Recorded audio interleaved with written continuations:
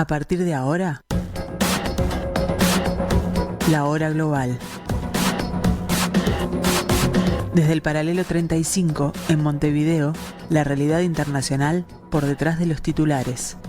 Conducción de Gustavo Calvo. Participan Leo Harari y Susana Mangana.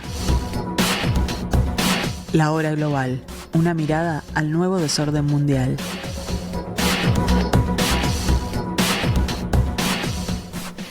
Buenas tardes amigos, bienvenidos a este pedacito de la tarde de Radio Mundo en el 1170M de vuestro dial, como cada martes y cada jueves a las 15 horas, en este desafío para tratar de entender este nuevo desorden mundial desde aquí, desde el paralelo 35.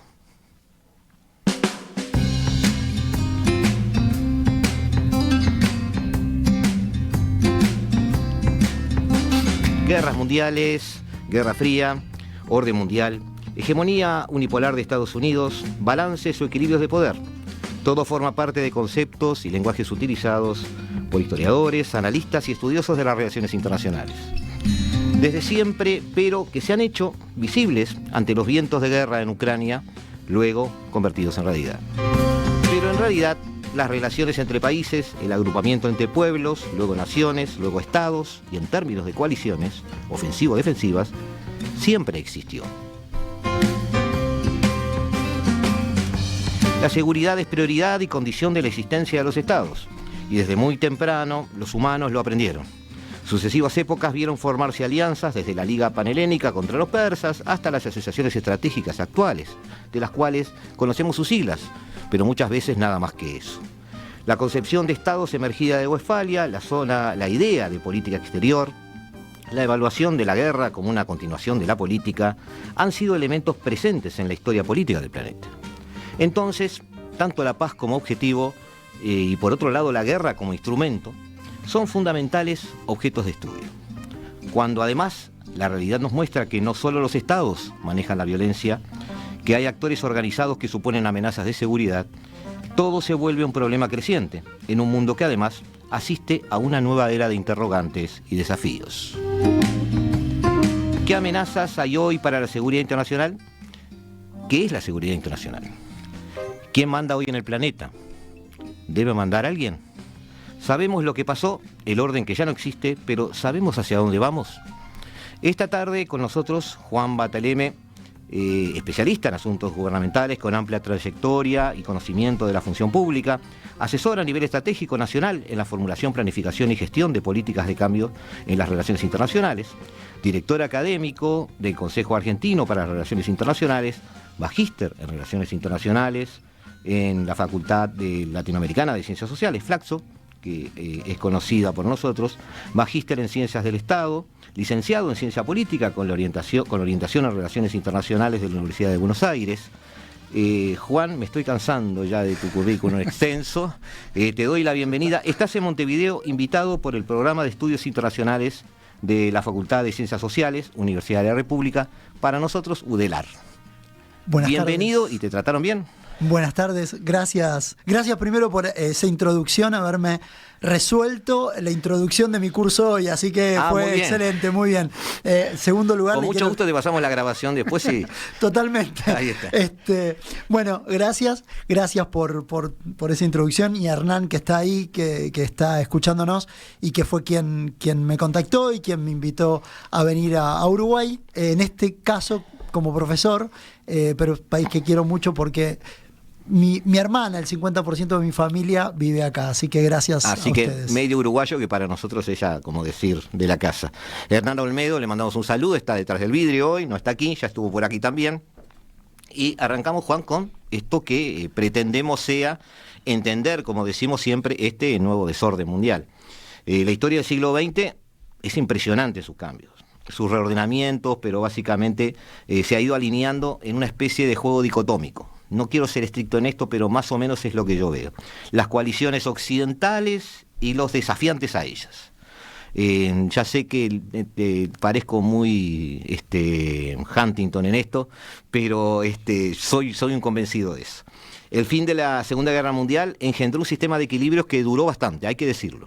Si bien la tensión era extrema, la verdad es que la paz fue más protagonista que en otros momentos de la historia. hubo muchas décadas donde, no vamos a decir que no pasó nada, pero el clima era otro.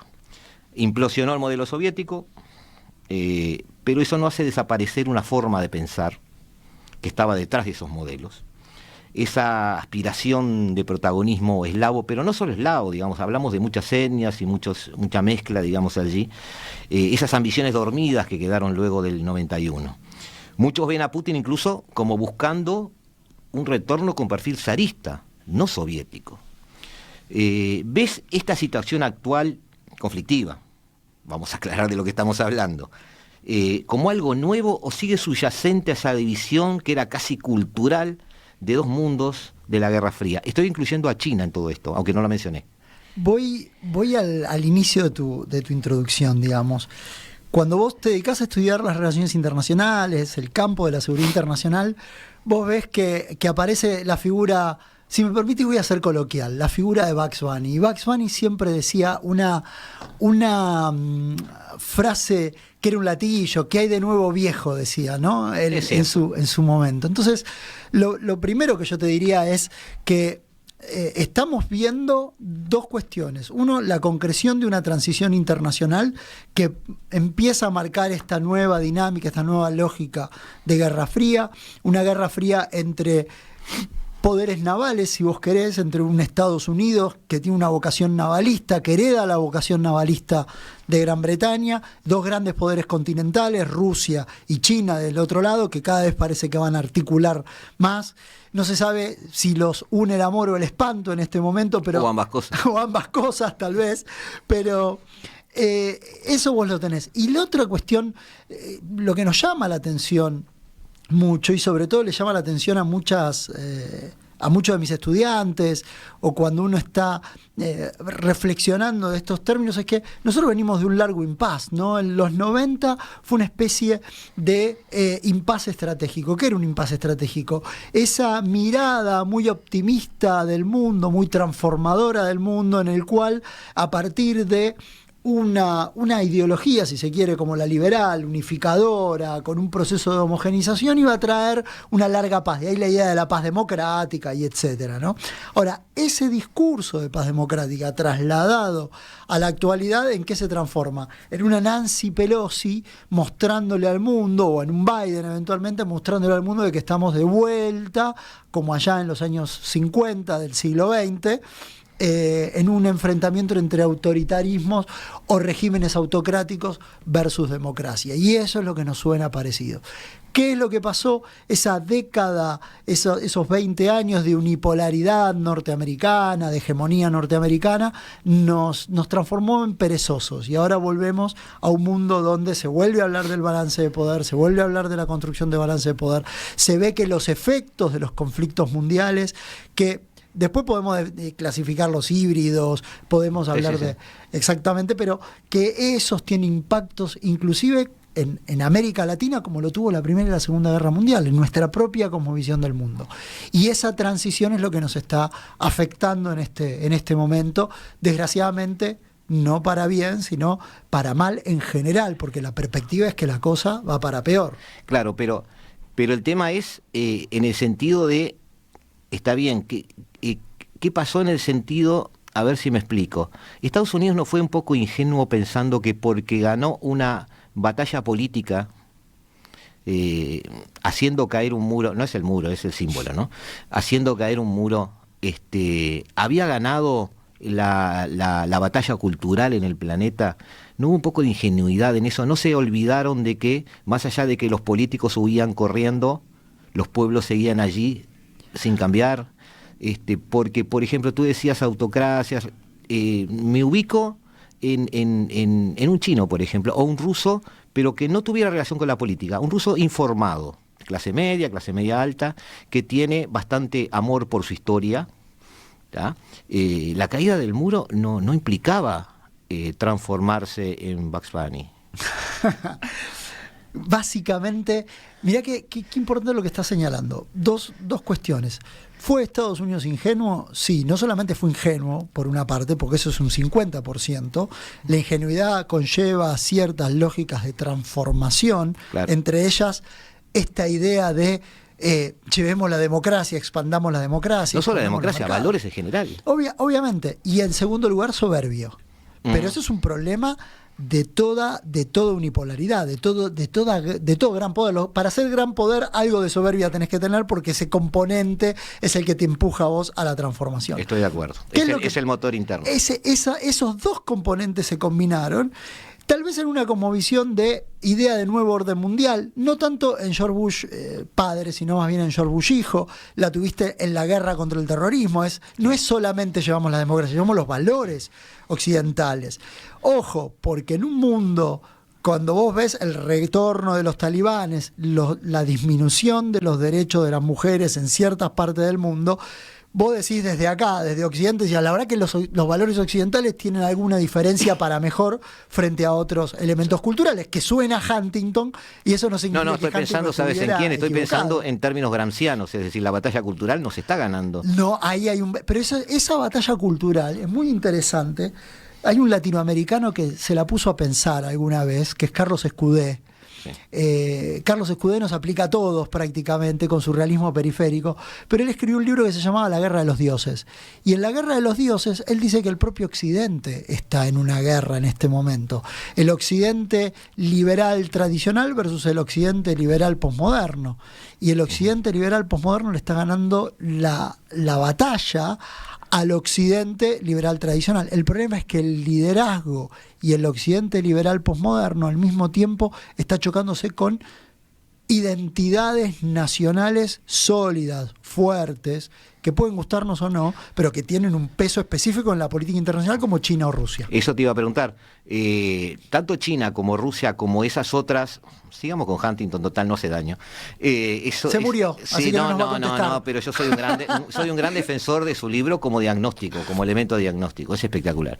Y me ayudó a entender que, por ejemplo, China o Rusia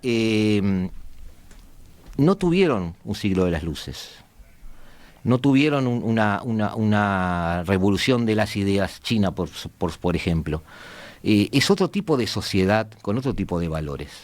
Entonces, tú decís, bueno, vuelven con una sociedad muy firme, muy sólida. Esa solidez se está mostrando como un retorno a los viejos imperios, en algunos casos.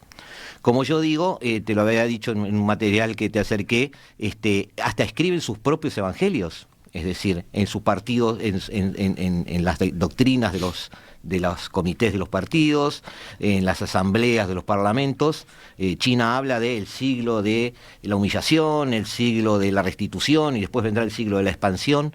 Es decir, generan su propio relato, sus propios evangelios, como le digo yo, amparándose en ese pasado. ¿Te sorprende ese retorno al pasado para poder afianzarse y enfrentar hoy el presente? Y otro gran ejemplo es Turquía. No, y siguiendo la línea de Huntington, en el pasado, en el pasado. Creí que le ibas a resistir. No, al contrario. En el pasado está nuestro presente, y también en parte de nuestro pasado está nuestro futuro. Y nosotros definimos nuestras identidades en parte por lo que sucede en el mundo, pero también en parte de dónde somos, de dónde venimos y qué tradiciones tenemos. China necesita, por otro lado, salir de un pasado que lo ha tenido en el lado perdedor de la historia, pero cuidado, ¿en qué lado perdedor? Ha sido invadido, ha sido ultrajado por Gran Bretaña, ha sido invadido por Japón, se han cometido violaciones a los derechos humanos en China, por ejemplo, la masacre de Nankín.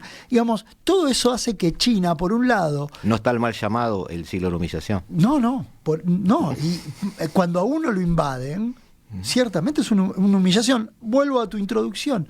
Los países necesitan sobrevivir. Cuando los invaden, pierden la supervivencia. Digo, Francia fue invadido, y Francia, y mucha de su reconstitución como nación en la parte de De Gaulle, cuando llegó De Gaulle tenía que ver con esa invasión, ¿no? Entonces, ahora, claro, cómo esa identidad se define al futuro no está condicionada por el pasado. El pasado sirve de banquito, exacto, nos sostiene, pero después tiene que ver con cómo van a definirse. Ahí aparece, por ejemplo, el realismo que te dice a vos. Y mira, todos más o menos con poder nos comportamos de la misma forma. ¿Qué es lo que estamos viendo hoy con Nancy Pelosi? Bueno, los chinos dijeron, vos me desafiaste a mí, ahora te voy a bloquear la isla. Y hoy Taiwán está bloqueada por un ejercicio naval chino y una demostración de fuerza china que creo que no se había visto en este último tiempo. Por lo menos en los últimos 10 años no vimos tal demostración de fuerza de China desde el punto de vista militar. Entonces, la identidad es importante, pero el poder material también es importante. Y el poder material condiciona muchas veces la identidad. Cuanto más poderoso sos, la historia tiene un peso y la identidad futuro que vos vayas a construir es más importante. Pero eso depende del músculo, ¿no? Exacto. Vamos a ir a China, pero primero nos vamos a dar una vuelta por el Mar Negro. Amigos, en unos minutos estamos de vuelta con ustedes. Si ustedes nos esperan, nosotros no nos vamos, estamos aquí en el 1170M de vuestro dial, aquí en Radio Mundo, aquí en la hora global, en el paralelo 35. Estás escuchando La Hora Global, una mirada al nuevo desorden mundial. Por si te preguntan qué emisora escuchás. 35. Estás escuchando La Hora Global, una mirada al nuevo desorden mundial.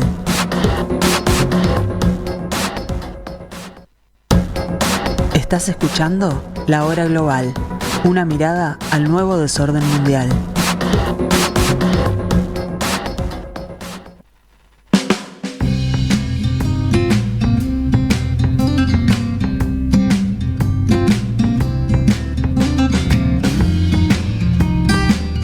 Me dijo Julio Guzmán, sí, buenas tardes amigos, seguimos charlando acá con Juan, como en todas las cosas, aquí se aprovechan un poco las tandas para intercambiar algunos temas.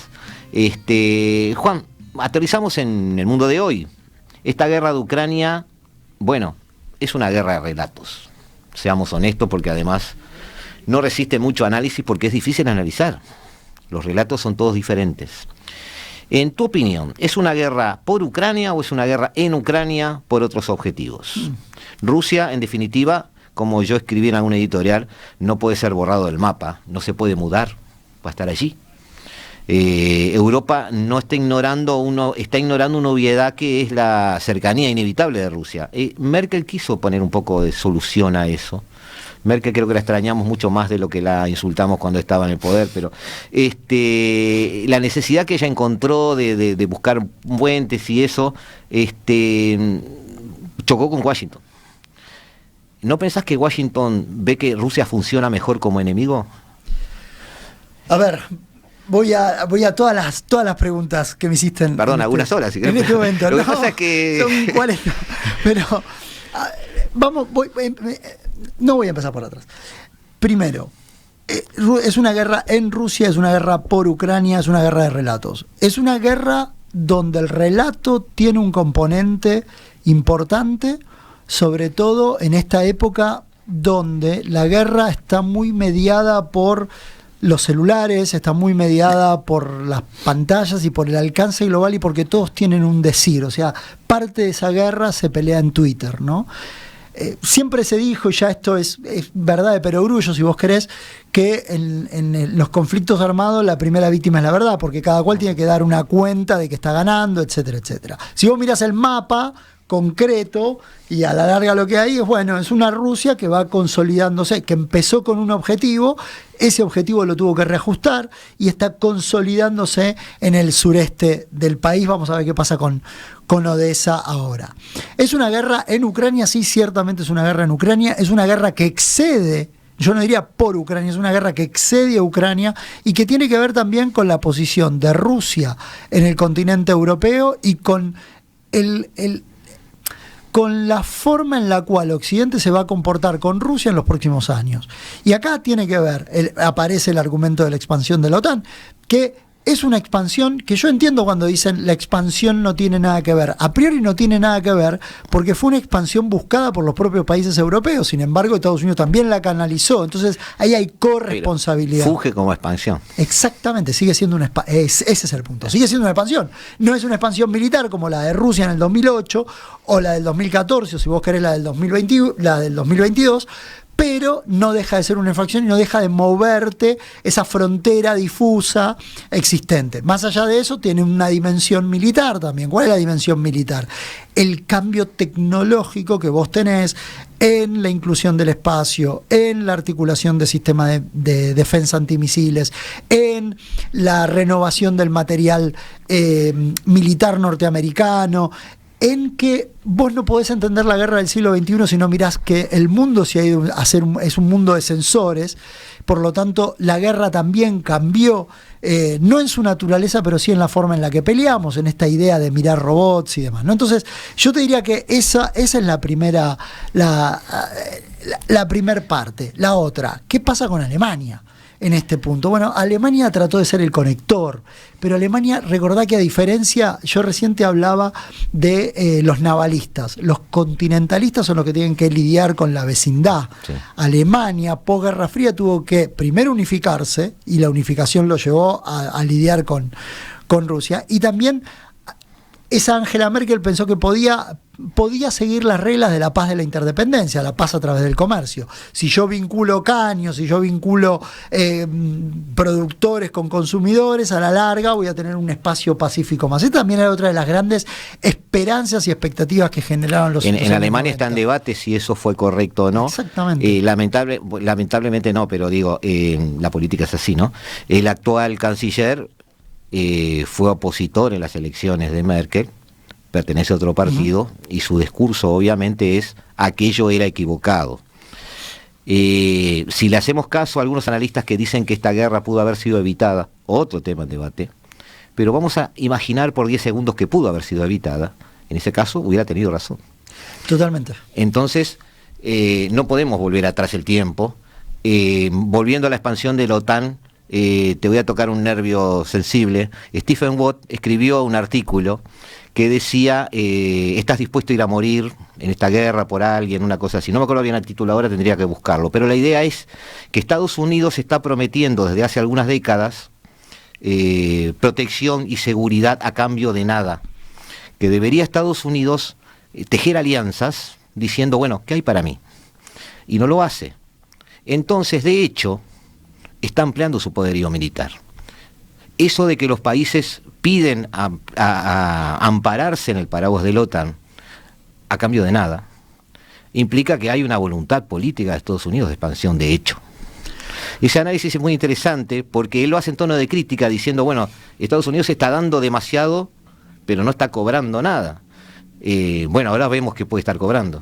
Te cuento dos cosas. Primero, Stephen Walt es un prestigioso académico, creo que está en Chicago no está ahora, no me acuerdo en qué universidad está, pero él es prestigioso académico de los Estados Unidos, es un realista, y él forma parte de una comunidad que se llama el Quincy Adams Institute, donde básicamente abogan por una política exterior norteamericana, ellos lo llaman restraint, de restricción, de autorrestricción. De hecho, el último libro que Stephen Walt escribió, él escribe primero Timing the American Power y después escribe un libro que es mandatorio para entender lo que pasa ahora, y la crítica del realismo al liberalismo en relación a esto que vos esto queda grabado, hablando. Así que decir título. No, el título, por supuesto, se llama Restraint, justamente. Correcto. Restraint se llama el libro, ¿sí? Restricción. Y la foto, el cover del libro es la Armada norteamericana. Y él dice, miren, a ver, la guerra contra el terrorismo, sumado a la lógica liberal, llevó a un Estados Unidos expansionista. Esto es sin duda. Ahora, la pregunta es, ¿qué ganamos nosotros con esa expansión? Porque nosotros más seguridad no ganamos. Él aboga por la idea de seguridad. Al contrario, nos generamos más inseguridad de la generación. Entonces, mirá qué tipo de operador tenemos aquí. Excelente, ahí está. Exactamente. Restraint de Barry. Felipe Penades. Ese es el último 10 libro. Puntos. Hoy en clase vamos a estar hablando de eso. Ahí está. También, así que. Pero ese libro, ahora vos decís, che, desde Uruguay estamos hablando de cosas de los grandes poderes. Y fíjense ustedes el Comando Sur, la presencia de China en el Atlántico Sur, cómo también nos termina involucrando en toda esta discusión, ¿no? Entonces, ese era un elemento que es clave.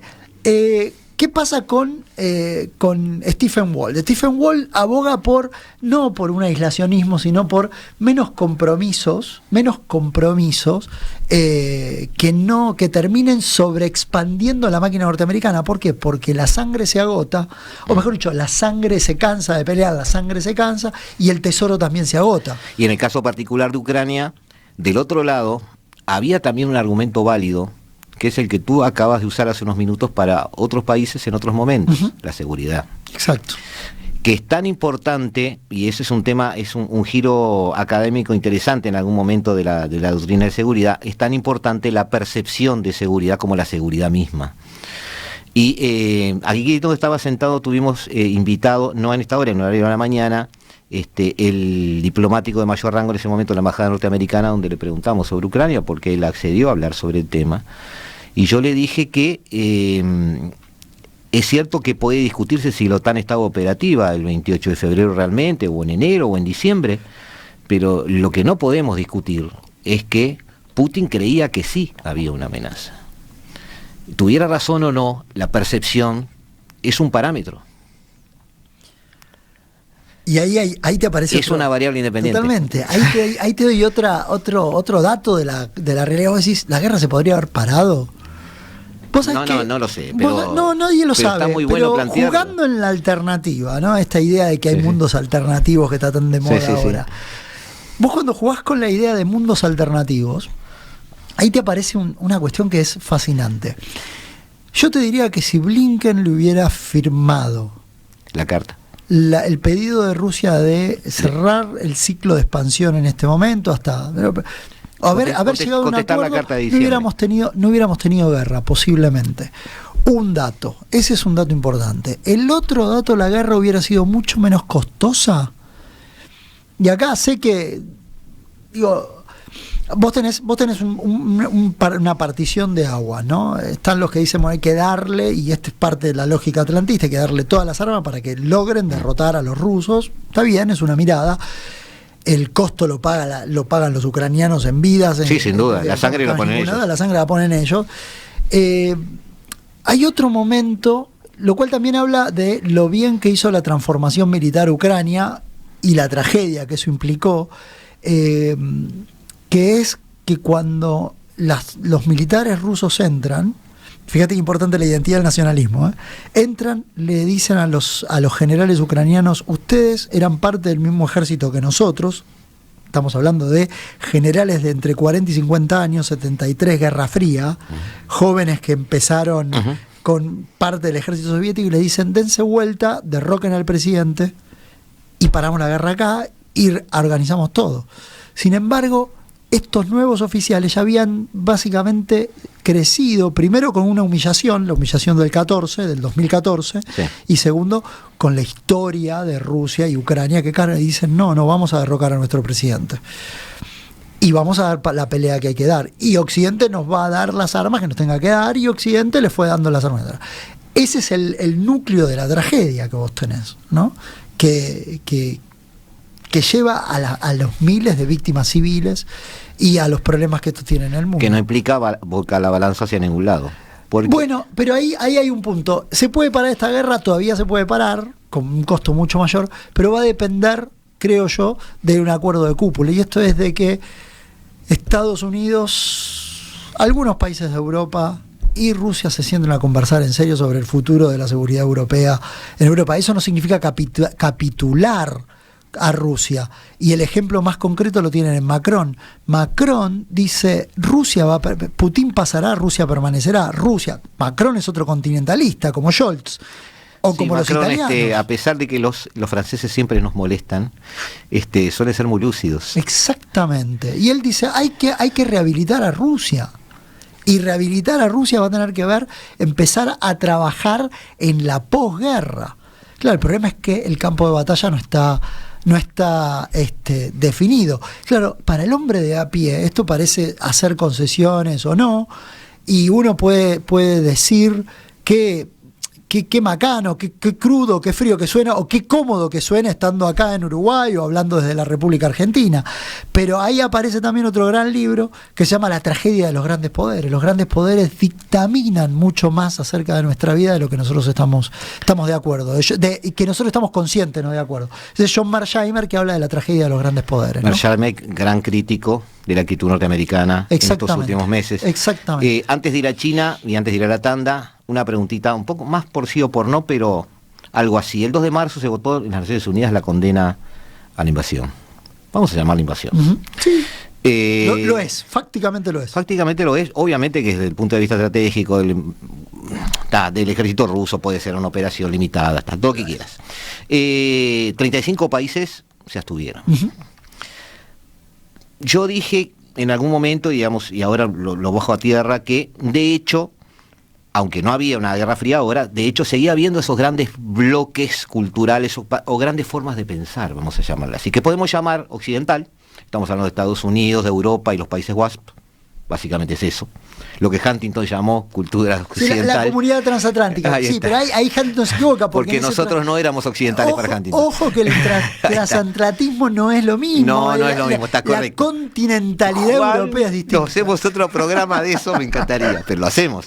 Ahora, del otro lado, podríamos llamar Oriente, no sé, algo que nos guste, una palabra que nos guste. Pero 35 países se abstienen. Si a eso llamamos el resto, la actitud del resto del planeta no es la misma ahora con Estados Unidos que lo que era la Segunda Guerra Mundial, por ejemplo. ¿Estados Unidos está perdiendo el resto? Estados Unidos, no sé si lo está perdiendo. Estados Unidos sí tiene mucho más difícil ganar corazones y mentes. Eso está claro. Sobre todo porque el doble estándar, Estados Unidos ha utilizado demasiado discrecionalmente el doble estándar en la política internacional. De vuelta, vos, yo, la gente lo puede entender que a veces que a veces uno tiene líneas que se corren en política, pero el problema es la cantidad de veces en que vos la usás y la cantidad de veces en la cual vos te parás en el estándar superior moral. Tu pregunta no es tan de sí o no. No, no quiero decir, no quiero caer en el latillo más complejo porque no lo es. Yo te diría que en gran medida Estados Unidos ha perdido el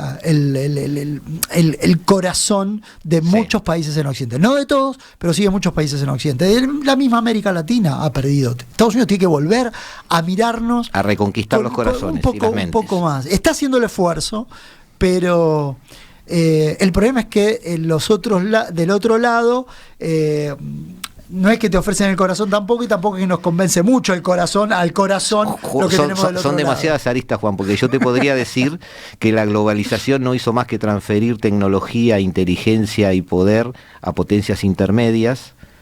Y en determinado momento alguien puede decir que la globalización para Estados Unidos fue una especie de tiro en el pie. Totalmente.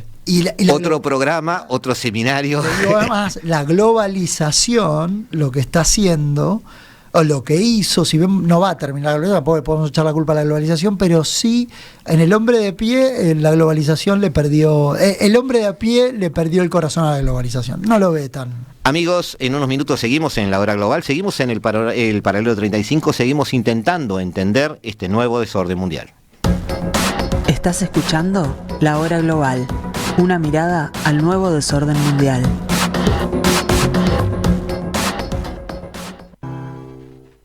Estamos de cumpleaños, así que lo primero, agradecer a todos los afiliados que confían en nosotros, a nuestro personal, que hace posible que cada año seamos certificados en todos nuestros procesos.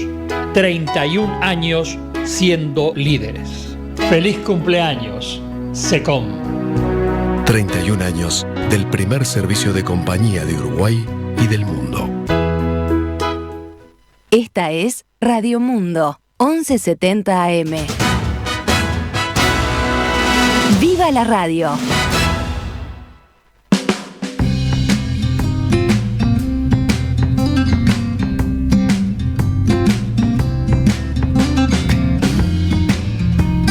Seguimos en la tarde de Radio Mundo. Recuerden, por si alguien le pregunta que está escuchando, obviamente esto es el 1170M de vuestro dial. Estamos en La Hora Global, estamos muy bien acompañados con Juan Bataleme, que nos está Estamos en una especie de charla un poco viendo sobre qué hablamos, porque hay muchísimos temas que tratar.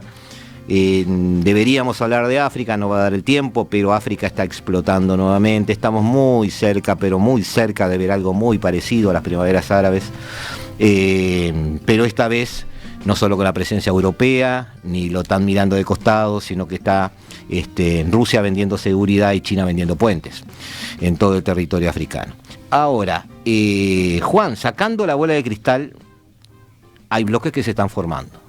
Por más que digamos que el mundo va a seguir interconectado, hay bandos, no podemos negarlo. China arma su mercado de insumos de cercanía, como yo lo llamé, firmando el acuerdo RCEP, donde junto a la ASEAN y otros países armó una especie de zona de libre comercio. La idea era básicamente proveerse de recursos cuando el empuje de Trump era muy fuerte en aquel momento.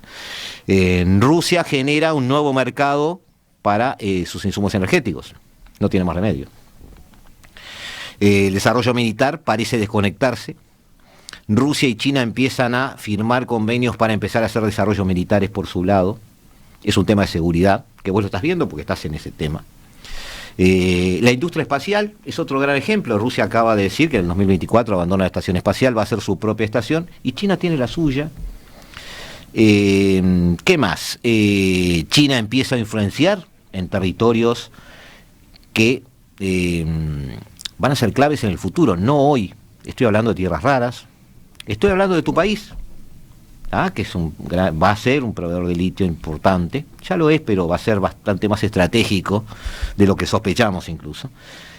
Además, en términos de seguridad, Estados Unidos dio algunos pasos que son paradigmáticos. El aparente desaire que le hizo a Francia en realidad implicó tomar el camino corto hacia los submarinos nucleares para que Australia pueda de alguna manera sentar presencia en el Indo-Pacífico. El Quad fue una especie de puesta al día de Trump para decir, bueno, mostramos un poderío naval, aunque entre sus integrantes está la India, que está acompañando, digamos, porque la India juega para la India. Es la mejor definición que se me ocurre. Y hace bien, y hace bien. Y puede ser que haga bien, sí. China ha implementado, sin dar muchos detalles, pero China lo que implementa, lo implementa. Los detalles, lo que pasa es que nos enteramos después. Su GSI, Global Security Initiative, iniciativa de seguridad global, donde está incluyendo o está ofreciendo incluir a los países BRICS en ese tema. Desde el punto de vista de seguridad, ¿vamos a un mundo desconectado, de dos burbujas que se desacoplan? ¿Volvemos a un mundo jovesiano? A ver, primero, antes que me olvide, necesito hacer esto es de mi beta de profesor académico. Perdón. Perdón, no, antes que me olvide, esto es importante antes de que me olvide. El libro de Stephen Walt se llamaba...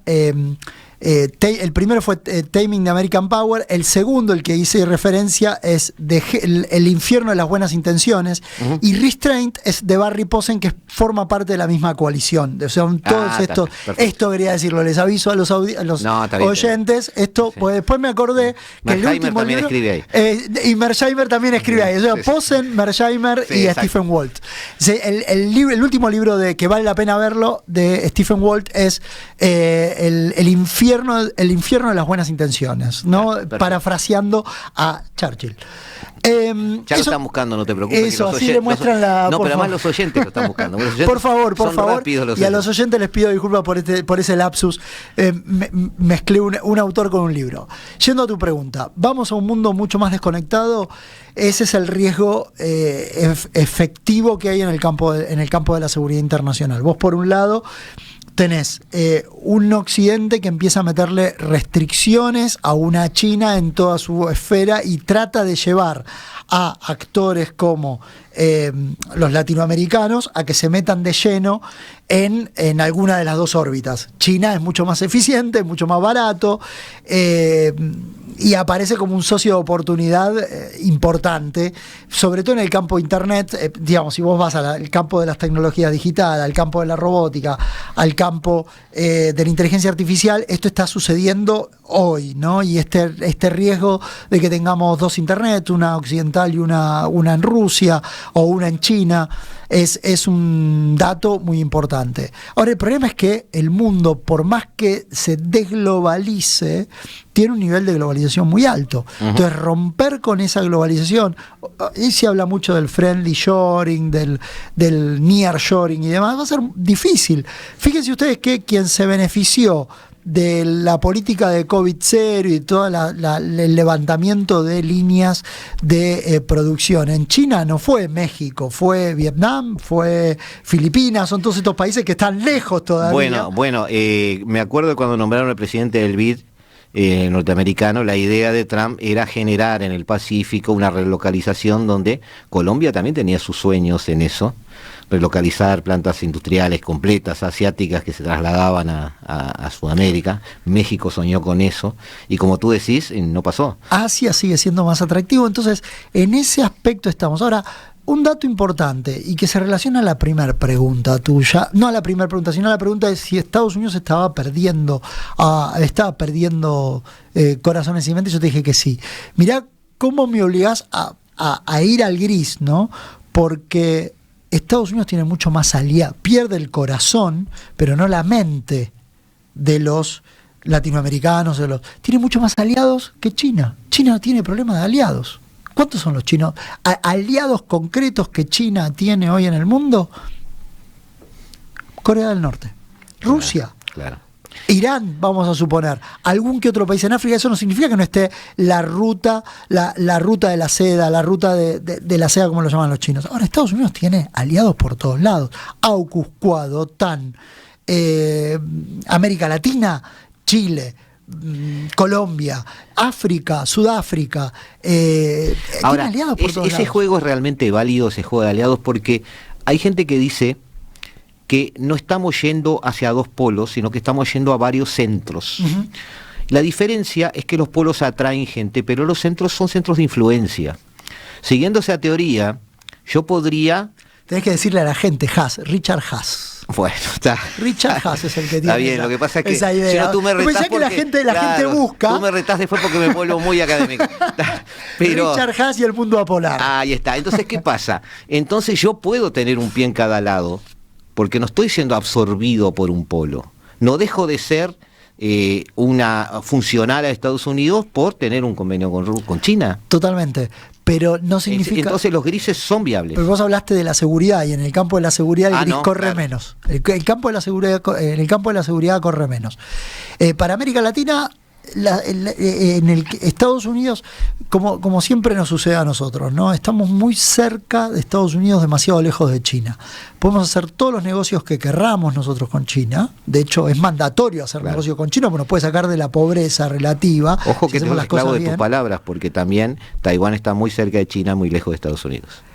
Exactamente. Bueno, pero es que es así, y por eso, la diferencia, lo hablábamos recién en el almuerzo. ¿Hay un destino manifiesto de China en Asia? Y también, ¿y cuál es la diferencia? Que en 1996 los norteamericanos le pudieron cruzar un grupo de batalla de portaaviones en el estrecho de Taiwán a los chinos. Hoy lo tuvieron que poner a 50. Ese es el dato. No es que Estados Unidos no puede, pero tuvo que poner, el grupo de batalla de portaaviones lo tuvo que poner entre 50 y 70 kilómetros de Taiwán, no en el estrecho de Taiwán.